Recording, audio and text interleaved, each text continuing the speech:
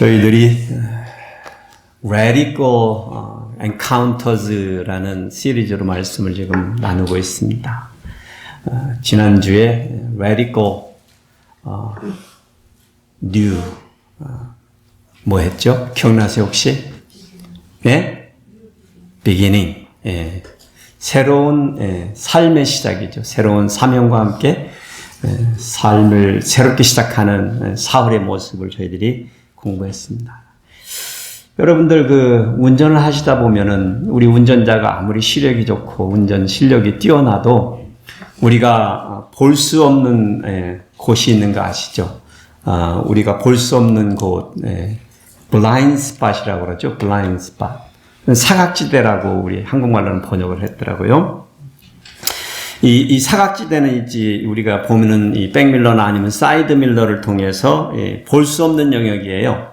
그래서 차량의 구조 자체 때문에 이런 현상이 벌어지겠죠. 그래서 이런 보이지 않는 그 영역을 놓치면 충돌 사고가 있을 가능성이 있어서 아주 조심스럽습니다. 그래서 운전을 잘하는 사람은 이런 것도 감안을 해서 안전하게 다른 사람들이 어떻게 운전하는지를 잘 살펴서 운전하는 사람이 되겠습니다.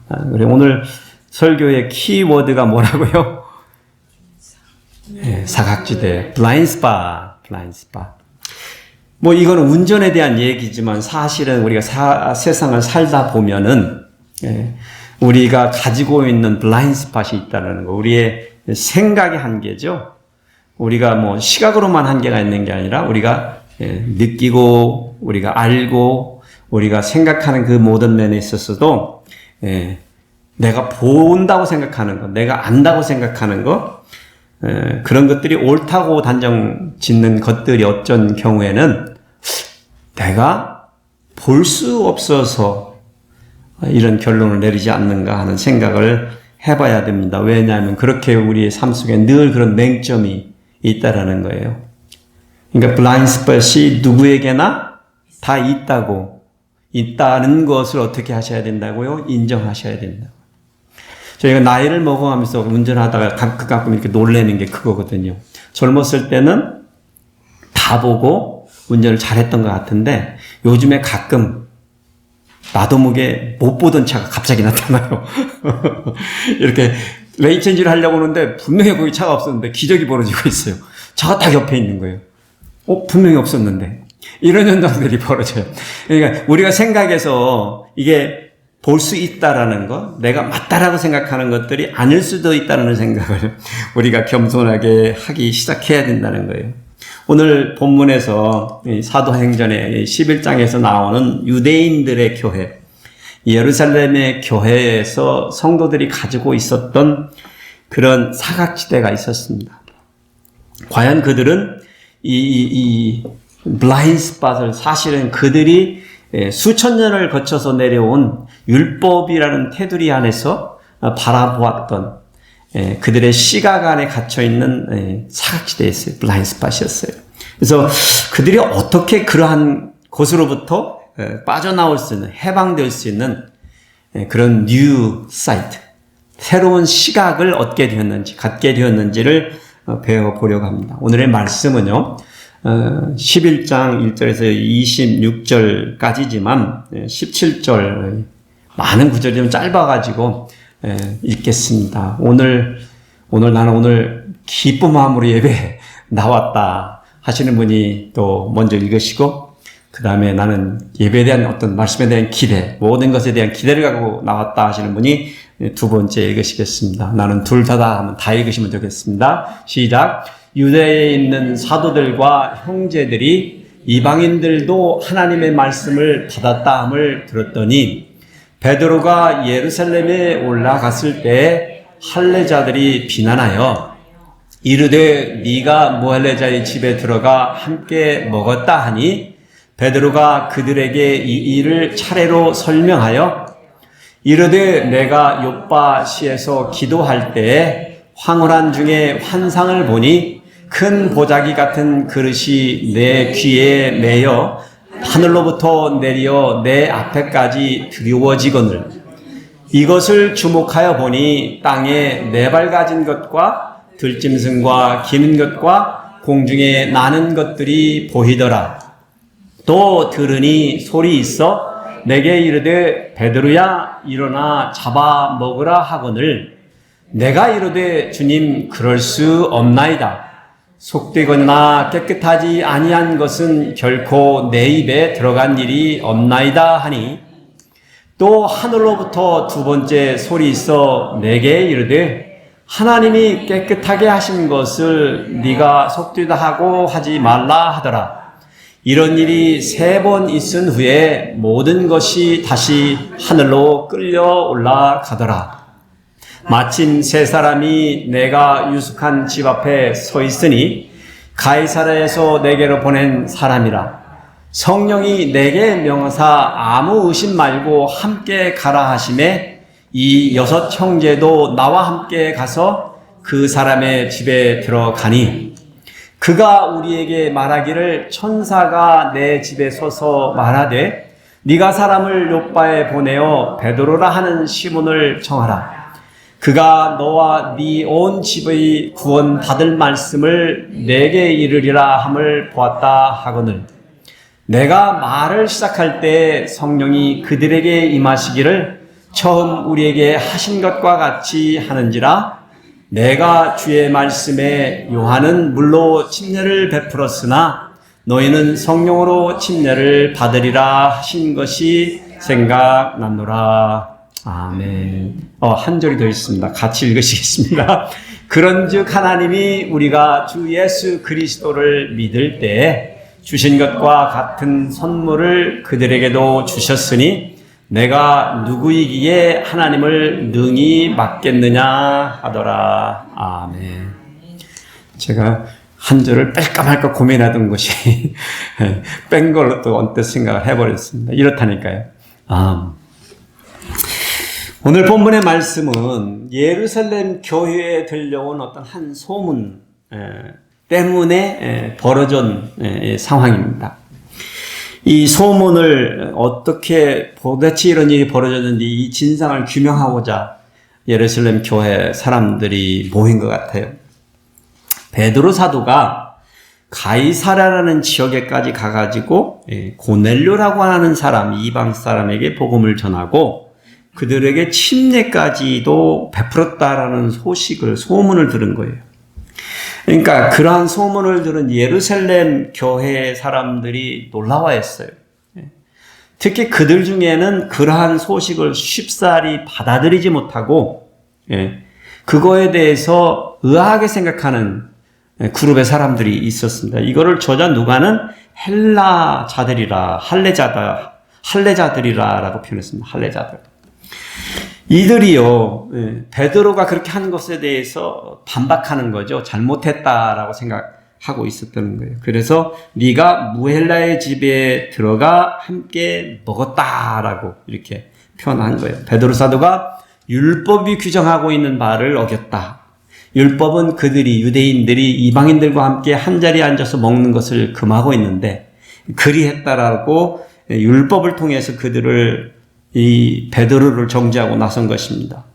그러니 그들은 전통적으로 유대인들이 율법을 따라서 행하지 않은 베드로를 그렇게 질타할 만한 이유가 충분히 있었던 것이죠. 사실 이 사람들은요, 유대인들 중에서도 예수님을 따르는 그리스도인들이 되기 위해서는 유대인들처럼 할례를 받아야 된다라고 생각하던 사람들이었고, 그렇게 자기들이 할례를 받고 유대인이 되어서 그리스도인이 된 사람들이에요, 사실은.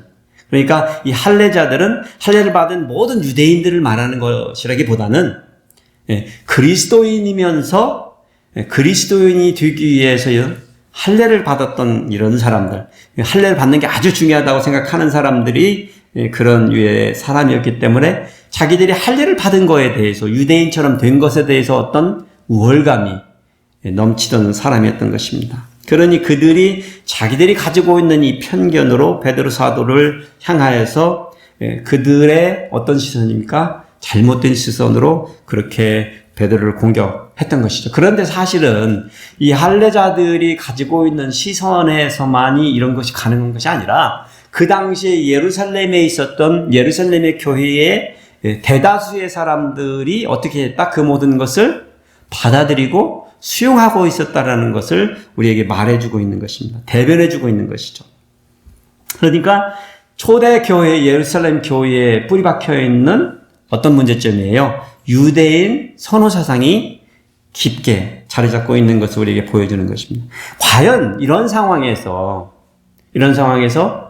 하나님께서는 이들로 하여금 그들이 갇혀 있는 이 블라인드 스팟으로부터, 사각지대로부터 이미 결론을 내렸습니다. 그 사람들이 가지고 있는 그 생각이 잘못된 생각이다라고 결론을 내서 말씀을 드리면서 하나님께서는 과연 이것을 어떻게 해결해 주시는지를 보려고 하는 것입니다.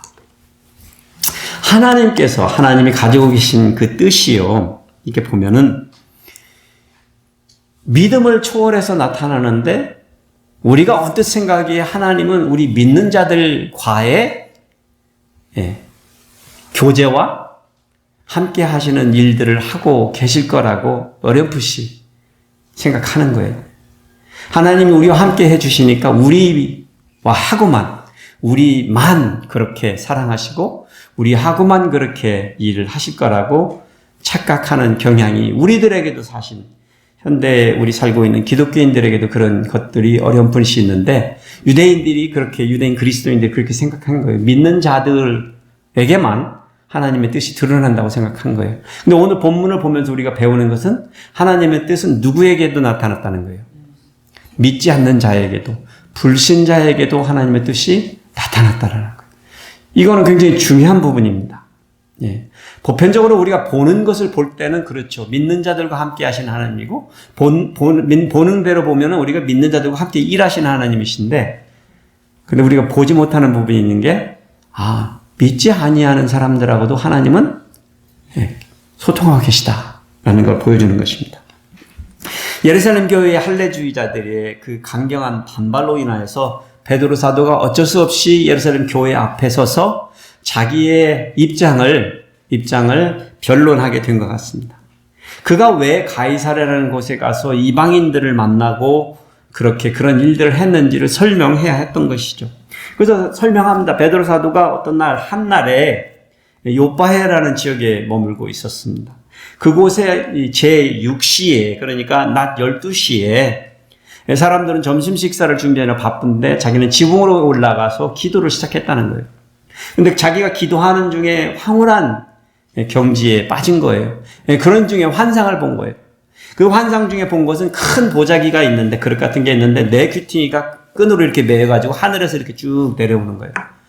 자세히 보니까 그 보자기 안에는 온갖 잡것들, 동물들, 새들, 곤충들이 있었던 것입니다. 그런데 그때 어떤 한 소리가 들려왔죠. 베드로야 일어나 잡아 먹어라 하는 소리가 들린 거예요. 그런데 베드로 사도는 그 보자기가 내려올 때 그 안에 있는 것들이, 지금 저자는 그게 무엇인지를 말을 하고 있지 않지만 그가 율법에 의해서 그 안에 들어있는 것들이 어떤 것이라는가 하는 거예요. 율법이 먹지 말라고 금하고 있는 것들이라는 것을 직감적으로 딱 보고 아는 거예요. 베드로가 한순간도 지치지 않고 이렇게 말합니다. 주여 그럴 수 없나이다. 속되고 깨끗하지 아니한 것을 내가 결코 먹지 아니하나이다. 그렇게 대답했어요. 그러니 율법이 금하는 것을 하늘에서 나는 소리가 먹으라 하니 그것을 먹을 수 있는 사람이 누가 있어요? 사실은 망설일 수밖에 없잖아요. 그런데 두 번째 소리가 곧바로 이렇게 말합니다. 하나님께서 깨끗하게 하신 것을 네가 속되다 하지 말라. 그러면서 잡아먹으라 하신 거죠. 그러니 베드로는 그래도 다시 한번 끝까지 그리할 수 없다고 머뭇거린 듯해요. 그러니까 이번에 하나님의 사자가 세 번째도 똑같은 소리로 하나님께서 깨끗하게 하신 것을 네가 속되다 하지 말라, 잡아먹으라 하신 겁니다. 그러면서 큰 보자기가 내려왔던 보자기가 다시금 하늘로 올라가 버린 거예요. 이 환상을 베드로가 보고 나니까 자신이 본 그 환상이 무엇을 뜻하는지를 자기가 모르니까 고민하고 있었어요. 그런데 성령께서 베드로에게 두 사람이 너를 찾아올 건데 일어나 내려가서 그 사람들을 의심하지 말고 따라가라라고 성령께서 음성을 들려주신 거예요. 그래서 베드로는 기도를 마치고 지붕에서 내려와 보니까 아니나 다를까 시몬의 집, 예. 그 문 앞에 누가 와 있어요? 사람들이 와 있는 거예요. 예. 그런데 그 사람들이 자기들을 소개하는데 자기들은 누가 보낸 사람이라고 말을 하냐면 가이사랴라는 곳에 살고 있는 고넬료라는 사람이 보낸 사람이다라고 말하는 거예요. 그러면서 고넬료라는 사람은 로마의 백부장이다. 그런데 그는 의인이뇨 하나님을 경유하는 사람이라. 유대 온 족속이 칭찬하는 사람이다라고 이렇게 소개를 하는 겁니다. 자기의 주인, 자기의 상관을 그렇게 소개한 것이죠. 그런데 그가 거룩한 천사의 지시를 받아서 베드로 당신을 자기의 집으로 초대하기를 원합니다. 그래서 우리를 보냈습니다라고 얘기를 한 거예요. 사실 고넬료는 로마 제국의 이탈리아의 군대의 백부장입니다. 자기의 밑에 100명의 졸병들을 거느리는 로마의 장교였지요. 그런데 경건한 사람, 하나님을 믿어 늘 하나님을 경외하던 사람이었고 사람들을 구제하고 항상 기도하던 그런 사람이라고 소문이 난 사람입니다. 그런데 아직은 그가 누구를 몰라요? 나사렛 예수 그리스도의 이름을 모르는 거예요. 예. 자, 이 말을 듣고 난 베드로는 잠시 망설였던 것 같습니다. 도대체 그가 누군데 나를 오라가라 말하는 거죠. 그러니까 이 이방인이 오라고 그러니까 유대인 사도로서 베드로는 망설였던 것 같으니까 성령이 내게 명하사 아무 의심하지 말고 함께 가라 했다라고 말했잖아요. 그러니까 베드로 사도가 말하는 거예요. 내가 그곳에 가서 그들과 함께 교제했던 이유는 하나님께서 성령을 통해서 나보고 가라 해서 갔습니다라고 지금 말하고 변명한 것입니다. 하여튼간 베드로는 그들의 그런 초대장을 받고 이 일이 예산 일이 아닌 것을 어떻게 했죠? 직감할 수 있었습니다. 예. 그래서 하여튼간 그 사람들을 자기가 머무는 요빠에 하룻밤을 유숙하게 한 뒤에 그 다음날 아침에 그들을 따라서 곧바로 갔던 것입니다. 가이사랴로. 근데 그때 베드로가 갈 때 요빠에서 온 형제들이라고 표현을 하고 있어요. 형제들은 누구예요? 혈연의 형제들이 아니고 예수 그리스도의 이름을 믿는 형제들을 말하는 거예요. 근데 요빠 사람들. 그래서 그 사람들이 믿는 사람들을 6명을 데리고 함께 따라간 거예요. 그렇게 표현되어 있는 거죠. 근데 사실 지금 베드로가 예루살렘 교회 앞에서 자기가 이걸 증언하고 있잖아요. 근데 그 자리에 지금 이 6명도 함께 동참하고 있어요.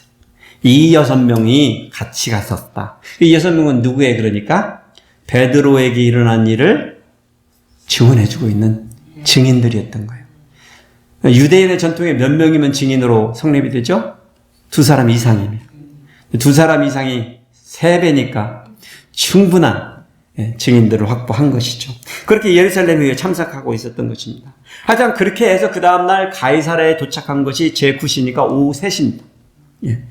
도착해서 고넬료의 집에 들어가 보니까 그 안에 보니까 이렇게 들어가려고 하니까 고넬료가 베드로가 왔다는 소식을 듣고 우리 한국말 표현은 맨발로 뛰어나서 그 베드로의 발 앞에 막 엎드려져서 경배, 절하는 거예요. 그러니까 뭐 베드로가 급하게 이렇게 서면서 일어나, 나는 사람이다. 너와 같은 사람이다.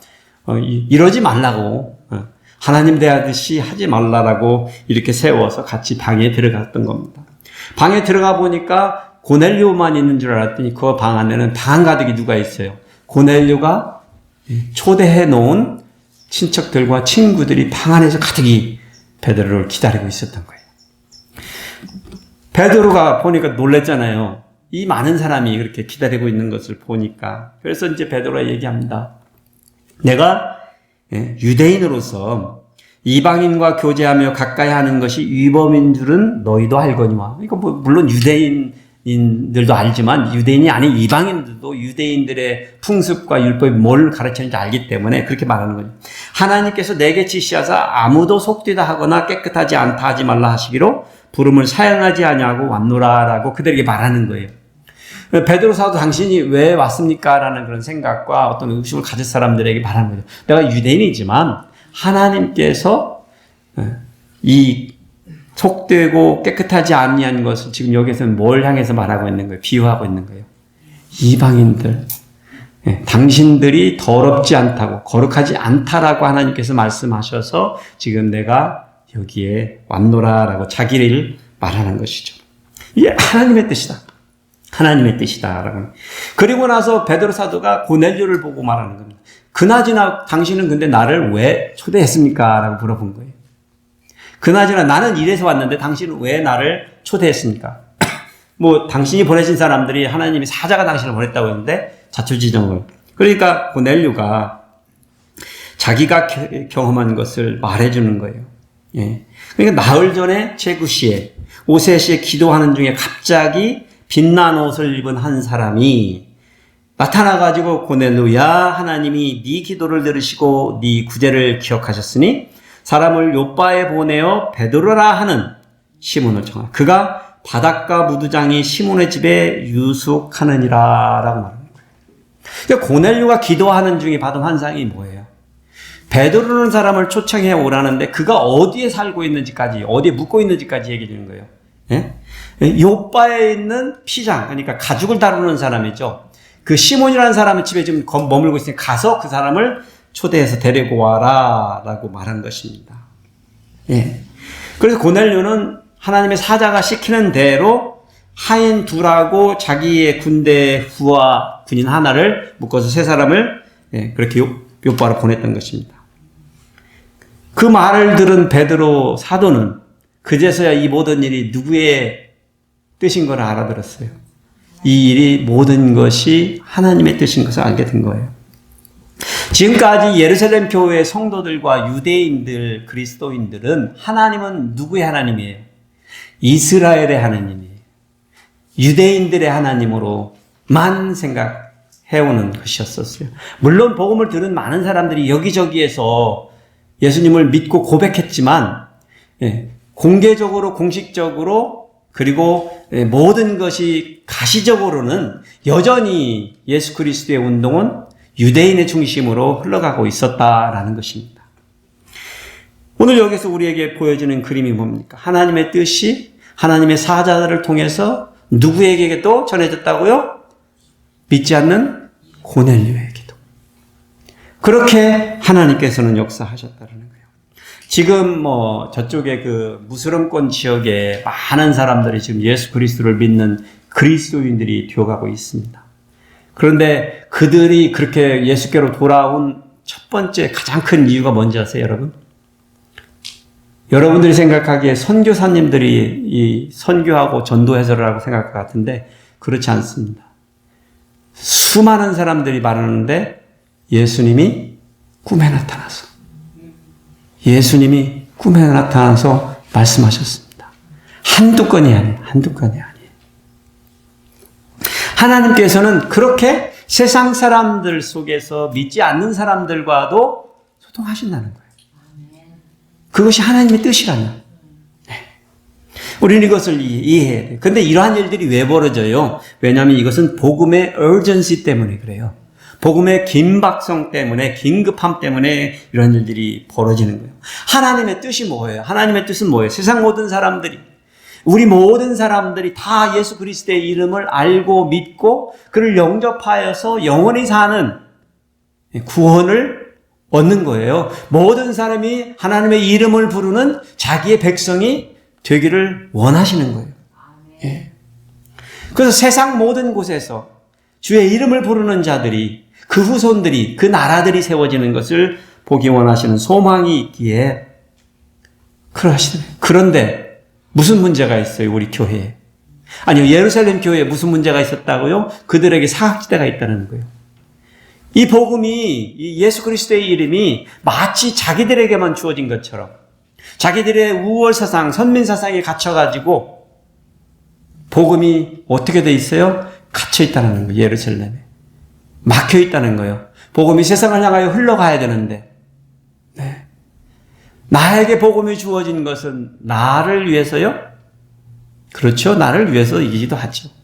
그렇지만 나만을 위해서요? 절대 하나님은 그런 짤막한 생각을 안 하고 계세요. 그렇게 속 좁은 생각을 안 하고 계세요. 예. 예. 우리 하나님께서는, 우리 주님께서는 한 알의 씨앗을 통해서 몇 배를 바라시는 욕심쟁이세요? 절대 한 알 가지고 하나만? 그렇지 않았어요. 예. 수많은 열매를 기대하고 계시다는 거예요. 세계 복음화를 원하시는데 하나님은 예루살렘 교회가 지금 그걸 딱하니 가로막고 있었다라는 거예요. 그러니 그것을 어떻게 해야 돼? 이 문제를 해결하시고자 개입해 주셨다는 거예요. 개입해 주셨다. 그러니 여러분, 저와 여러분들은 우리 성도들이 이 행여나 우리 교회가 우리가 가지고 있는 이 잘못된 블라인드 스팟, 잘못된 시선이죠. 이건 편견과 선입관이죠. 이런 것들로 인하여 복음의 진로가 가로막혀 있지는 않는지 한번 스스로를 돌아봐야 되고, 또 우리 공동체, 사랑의 공동체, 이 교회 공동체가 어떤 곳에 있는지를 뒤돌아봐야 될 필요성이 있습니다. 그래서 그런 것들이 있다면 우리는 어떻게 해야 될 것 같으세요? 과감히 자리를 박차고, 하나님께서 초대하시는 그 일에 응해야 준다. 베드로 사도가 그렇게 초대해서 고넬료의 집까지 갔다라는 거예요. 하나님이 원하시니까. 비록 자기 생각에는 아닌 것 같은데도. 저와 여러분에게도 같은 도전이 주어졌다고 저는 생각합니다. 우리가 복음을 가로막고 있다면 이제 우리도 우리의 블라인드 스팟을 벗어나와서 좀 더 이제는 넓은 시각, 하나님이 보시는 시각으로 세상을 바라보고 믿지 않는 사람들을 바라보아야 될 그런 도전이 우리에게 주어졌습니다. 두 번째로는 성령의 임재하심, 성령의 능력의 나타나심이 인종을 초월해서 나타나고 있는 모습을 봅니다. 같은 말이겠지만 유대인과 헬라인을 차별하지 않으셨다라는 거예요. 예. 여기 보시면 고넬료의 간증을 다 듣고 난 베드로 사도가요. 이건 결코 우연이 아니죠. 이건 디바인 엔카운터예요. 디바인 엔카운터. 하나님이 만들어 놓으신, 하나님이 주선하신 만남의 장소였던 것이죠. 예. 그러니 베드로가요, 참으로 하나님은 사람의 외모를 보지 아니하시고 각 나라 중 하나님을 경외하며 의를 행하는 사람은 다 받으시는 줄을 깨닫고 그 자리에서 일치의 망설임이 없이 나사렛 예수 그리스도의 이름을 전하기 시작해요. 복음을 전하기 시작했다는 거예요. 그 사람들에게, 그 모여있는 사람들이. 화평의 복음에 대해서, 예수 그리스도의 이름에 대해서, 그가 행하신 이적과 표적에 대해서 말씀하시는 거예요. 예수 그리스도께서 십자가에서 어떻게 돌아가셨는지, 그가 사흘 만에 어떻게 부활하셨는지, 그리고 어떻게 승천하셨는지를 선포한 거예요. 그런데 이 베드로가 그 자리에서 선포한 복음을 들었던 그 고넬료의 집 안에 있었던 사람들이에요. 근데 어떻게 했다는 거예요? 그 말을 듣고 믿었다는 거예요. 근데 믿음의 증거가 어떻게 나타났어요? 그들 이방인들에게 성령의 임하심으로 나타난 거예요. 성령의 임하심이 우리의 믿음을 확신케 해주긴 하지만 그것이 항상 따라오는 증거는 아니죠. 그런데 지금 이 증거가 나타나야 될 필요성이 왜 있어요? 누가 이것을 봐야 돼요? 베드로도 봐야 되고 요바에서 같이 갔던 6명의 증인들이 이것을 봐야 누구의 마음을 바꿀 수 있어요? 예루살렘의 교회의 성도들의 리더들의 마음을 바꿀 수 있는 겁니다. 그래서 성령님의 임하심의 역사가 이방인들 가운데 나타난 거예요. 놀라지 않을 수 없었던 것이죠. 와, 이게 어떻게 이방인들, 율법에 의하면 더러운 것들, 그렇잖아요. 상종하지 말아야 될 것들인데 하나님의 임하심이 나타나니까 베드로가 그 자리에서 이 자리에 이 사람들이 우리와 같이 성령을 받았으니 누가 능히 물로 침례 베품을 구마리오라고 그 자리에서 그냥 선포해버린 거예요. 그 사람들이 있는 중에서. 그러니까 침례를 베풀었다는 표현은 없지만 베풀었을 가능성이 다분한 거죠. 며칠 그곳에 머물다 왔으니까. 이방인들에게도 예수 그리스도의 이름으로 침례를 베풀어도 좋다라고 예루살렘 교회의 수장이죠. 사실은 베드로 12사도 중에 가장 큰 사도였기 때문에 그렇게 허락해 준 것이죠.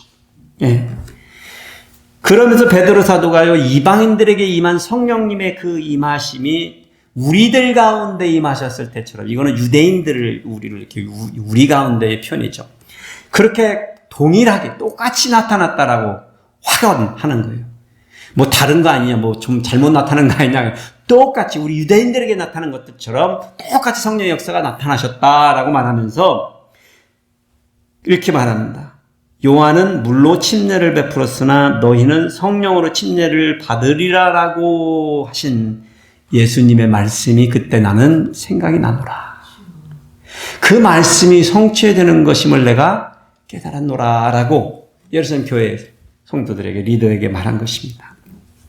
그러면서 그들 할례주의자들이 반대하는 사람들이 있으니까 그런즉 하나님이 우리 주 예수 그리스도를 믿을 때 주신 것과 같은 선물을 그들에게도 주셨으니 내가 누구에게 하나님을 능히 맡겠느냐 증언한 겁니다. 베드로가 내가 아무리 당신들과 같은 유대인 12사도들, 당신과 같은 사람들이 우리 율법의 그릇을 지언정 지금 여기 보는 바와 같이 증거가 뚜렷한 가운데 성령님이 그들에게도 임하셨는데 내가 누구이기에 누구를 막아요? 하나님을 막을 수 있냐는 거예요. 그러니까 율법을 초월하신 분이 누구예요? 그러면 하나님이신 거예요. 하나님의 뜻인 거예요. 아니 이게 가능하다고요? 우리는 어떤 면에서는 너무나 갇혀 있는 것이죠. 유대인들과 똑같은 상황 속에서 우리 성도들, 기독교인들이 요즘에 우리의 세상 사는 방법이 이들과 같이 똑같이 블라인드 스팟에 갇혀가지고 똑같은 생각으로 사는 거예요. 우리는 이래야 됐는데, 수천 년 동안 그래 왔는데, 교회 역사가 그렇게 가르쳤는데, 그런데 만일에 그러한 것들이 하나님의 뜻이 아니라면요. 왜요? 그것들이 복음을 가로막고 있다면요. 복음이 다른 사람들에게 나아가는 것을 가로막고 있다면요. 어떻게 하실 것 같으세요, 여러분? 베드로 사도는 말합니다. 내가 비록 이렇게 생각해도 그래도 하나님이 하시는 뜻은 나는 막을 자신이 없다. 그러니 이 말에 이의를 제기할 사람이 아무도 없죠, 사실은. 베드로가 증언도 하고 그것을 옆에서 보고 온 6사람도 그 자리에 있어서 증언하는데 당연하게 이렇게 보면 18절에 보니까요. 하나님께 영광을 돌려 이르되 그러면 하나님께서 이방인에도 생명 얻는 회개를 주셨도다. 그들에게도 뭘 주셨다고요? 구원을 주셨다라고 말하는 겁니다. 예. 사실 우리는 독자들은요. 우리가 지금 11장을 공부하고 있는데 지금 베드로 사도가 예루살렘 공회 앞에 서서 지금 말하고 있는 이 똑같은 내용을 10장에서요. 거의 비슷하게 똑같이 말하고 있는 것을 여러분 읽어보셨으면 사도행전을 읽어보셨으면 아실 거예요. 예. 무슨 얘기냐면 베드로가 지금 말하고 있는 내용이 10장에 그대로 다 좀 디테일하게 나와 있어요. 그리고 나서 지금 예루살렘 교회 앞에 서서 다시금 거의 똑같은 얘기로 반복하고 있어요. 여러분 사실 저 같으면 이렇게 얘기할 것 같아요. 앞에 일어난 대로 내가 기록한 대로 그런 일이 벌어졌는데 이렇게 말하면 그냥 이 한 장이 탁 줄어들어가지고 말할 것 같은데 여러분 왜 저자 누가가 이걸 이렇게 반복해서 말하고 있었을까요? 이 사건이 중요하니까. 너무나 중요하니까. 이 사건이 일어나지 않았다면 오늘날 우리 조선 사람들이, 한국 사람들이 하나님의 이름을 모르고 살 가능성이 아주 높습니다. 오로지 그냥 이스라엘의 하나님으로, 여호와 하나님으로만 예수 그리스도의 이름에 변방의 조그만 곳에 그냥 선지자로만 알려졌을 가능성이 아주 높습니다. 그래서 이 일이 그렇게 다시금 반복되어서 이 사건으로 말미암아 어떻게 복음의 확장이 세계화를 이루어가고 있는지를 말해주기 위해서 그리에 한 것으로 보여집니다. 그렇습니다. 성령의 능력은 유대인이나 헬라인이나를 차별하지 않고 나타납니다. 인종을 초월하여서 나타납니다. 바울 사도가 이렇게 로마서 1장 16절에 고백했잖아요. 내가 복음을 부끄러워하지 아니하노니 이 복음은 모든 믿는 자에게 구원을 주시는 하나님의 능력이 됨이라. 먼저는 유대인에게요. 그리고 헬라인에게다. 이 헬라인이라는 말은 이방인이라는 표현이에요. 이방인이라는 표현. 이 말씀이 이루어진 역사의 현장이 지금 성령께서 그들에게 역사한 라디컬한 능력이 나타나시는 거죠. 그렇습니다. 이제 우리는요. 소노마 한인 침례교회 좋은 이름입니다. 네. 그렇지만 우리가 이제는 한인교회에서 어떤 교회로 번식하는 교회가 되어야 될까요? 글로벌 교회로, 인터내셔널 교회로 번식하는 교회가 되어져야 하는 그러한 꿈을 가져야 된다고 생각합니다. 저희는 한국 교회가 되지 말자고 얘기하는 게 아니에요. 우리가 한국 교회로서 다른 다민족과 이방들과 다른 종족들의 교회로 번식할 수 있는 뭐가 되어야 된다고요? 씨앗이 되어야 된다. 씨앗이 되어야 된다. 우리만 이렇게 살다 가는 것으로는 무의미하다는 것이죠. 우리에게 지난 40몇 년 동안 주신 하나님의 은혜가 그냥 이곳에 하나의 건물 하나 유지하고 이렇게 지내는 것만으로 끝난다면 무의미하다는 거죠. 이곳을 왔다 갔던 저를 위해서 8명의 목사들이 왔다고 수많은 선교사님이 방문했었을 거고 이 교회를 거쳐간 많은 성도님들이 있었겠지만 만일에 그냥 이렇게 시들어 죽어버린다면 무의미할 것이라는 겁니다. 이제 우리는요, 이제는 하나님의 뜻, 하나님께서 누구까지도, 헬라인까지도, 다른 종족들까지도 비전에, 자신의 비전에 품으셨잖아요. 그래서 우리 교회도 이제는 좁은 시야를 버리고, 이 블라인드 스팟에서 벗어나서 우리가 보지 못하는 게 있다. 그냥 우리 한국교회만 생각하는 그 생각에서 벗어나서, 이제는 하나님께서는 더욱더 큰 교회, 하나님의 나라를 세우기를 원하신다는 것으로 우리 꿈을 확장해가는 저와 여러분이 되시기를 축복해드립니다. 세 번째는 예수 그리스도의 복음의 능력은요, 국경을 넘어서 나타났습니다. 초월해서 나타났어요. 예루살렘과 안디옥을 차별하지 않고 나타나심을 봅니다. 사실 복음은요, 스데반 집사의 순교 이후에 벌어진 환난으로 인해서 흩어진 성도들을 통하여 예루살렘과 유대와 사마리아 땅끝까지 쭉 올라갔잖아요. 예. 이제 요바에서 북쪽 연안 도시 가이사랴까지 점령하고 더 위로 올라가서 두로와 시돈, 베닉의 연안 도시를 통과하고 결국에는 구브로, 바나바의 고향이죠. 사이프러스 섬입니다. 예. 그 섬을 건너가고 더 북쪽으로 가가지고 시리아 안디옥까지 도착했다고 여러분이 사도행전의 마무리 부분을 보시면, 오늘 본문의 마무리 부분을 보면 이런 일들이 벌어졌다는 거예요. 왜요? 고넬료를 통하여 열려진 복음이 북진해가는 놀랍도록 그 모습을 보여주는 거예요. 예루살렘에서 북쪽으로 이 안디옥이라는 지역이요, 480km입니다. 뭐 요즘 거리로는 사실 이건 아무것도 아니에요. 그 당시에는 이게 먼 거리인 거예요. 그런 곳까지 이제 복음이 북진해 올라갔다라고 증언해 주고 있습니다. 그래서 그런 소식을 이제 예루살렘 교회가 들은 거예요. 아, 그 사건 이후에, 가이사랴의 사건 이후에 그들이 복음을 어떻게 한 거예요? 열어주니까 북진해서 저 위에 안디옥까지 간 거예요. 근데 거기가 커지기 시작하니까 예루살렘 교회에서 급하게 바나바를 파송한 거예요. 바나바 잘 아시죠? 바나바를 안디옥 신앙공동체 교회의 초대 목사로 파송을 한 거예요. 그 바나바가 거기 가가지고 교회를 공식적으로 세우게 되는 것입니다. 가가지고 바나바가 가서 섬기며 교회를 만들어갈 때 하나님의 은혜를 보고 기뻐하여 모든 사람에게 굳건한 믿음으로 마음으로 주와 함께 머물러 있으라 단독하면서 교회를 아름답게 세워간 것입니다. 안디옥 교회는 착하고 성령과 믿음이 충만한 바나바라는 이 사람의 사역을 통해서 더욱더 큰 무리가 더욱더 더해지고 교회가 되어갔습니다. 그런데 이 교회가 우리에게 굉장히 중요한 메시지를 던져주고 있어요. 안디옥 교회는요, 그 지역의 위치상 동서문화가 어떻게 되냐면 이렇게 혼합되어 공존하던 곳이에요. 인구의 7분의 1 정도가 유대인들이었다라고 역사의 고증을 보면 유대인들이 많지 않았다는 것이죠. 그러니까 대부분이 다 여기저기서 온 또내기들이, 이방인들이 살고 있었던 곳이라는 거예요. 그래, 요즘 말로 뭐예요? 다민족이 모여 살던 곳이라는 거예요. 그곳에 교회가 생겼으니까 어떤 교회가 생긴 거예요? 다민족 교회가 생긴 거예요. 다민족 교회가. 그래서 잘 보시면 기독교 역사 중에 제일 큰 교회로 우리가 기억하고 있는 교회, 첫 번째 교회가 예루살렘 교회잖아요. 그 예루살렘 교회의 특징이 뭐예요? 유대인들이 주류를 이루고 있었다는 거예요. 근데 두 번째로 크게 나타난 교회가 있는데 이게 안디옥 교회인데 그 교회의 주류는 누구였다고요? 다민족들이었다는 거예요. 이방인들이었다는 거예요. 이게 우리에게 말해주고 있는 바가 굉장히 특이하고 강력합니다.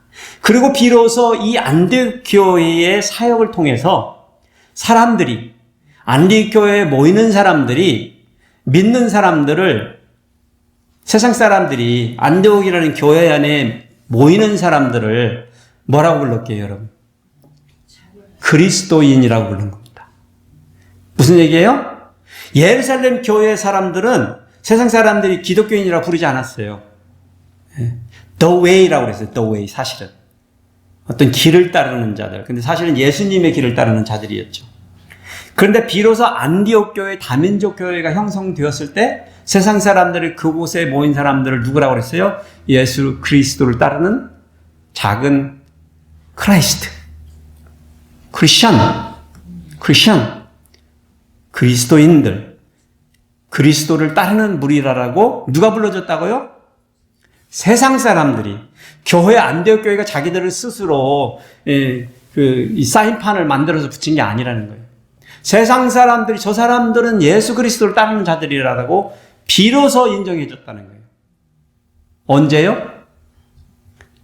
모든 민족을 포용하고 받아들이고 함께 예배할 수 있었을 때. 예루살렘의 유대인들이 주류가 되어서 그렇게 할 때는 그리스도의 이름이 편만하게 디스플레이가 되지 않은 거예요. 공동체는 이루어가고 있었지만. 이건 특이점입니다. 우리에게 시사하는 바가 큽니다. 사실 왜 우리가 선교를 통해서 교회들을 개척해 나가는 것이 이렇게도 중요한지를 이 본문의 말씀이 우리에게 말해주고 있는 바입니다. 예수 그리스도의 교회를 향한 하나님의 뜻은요, 처음부터 믿음과 종족과 국경을 초월해서 세계를 정복하려는 그런 뜻을 가지고 이 사랑의 공동체로 세워진 것입니다. 예외가 없습니다. 이 세상에 존재하는 모든 교회들, 크고 작은 모든 교회, 그 안에서 사랑의 공동체를 이루고 있는 모든 교회는 어떠한 꿈을 가지고 세워졌다고요? 세계를 정복하는 꿈. 그리고 우리가 가지고 있는 믿음조차도 초월해야 돼요. 믿는 사람끼리만 안 된다는 거예요.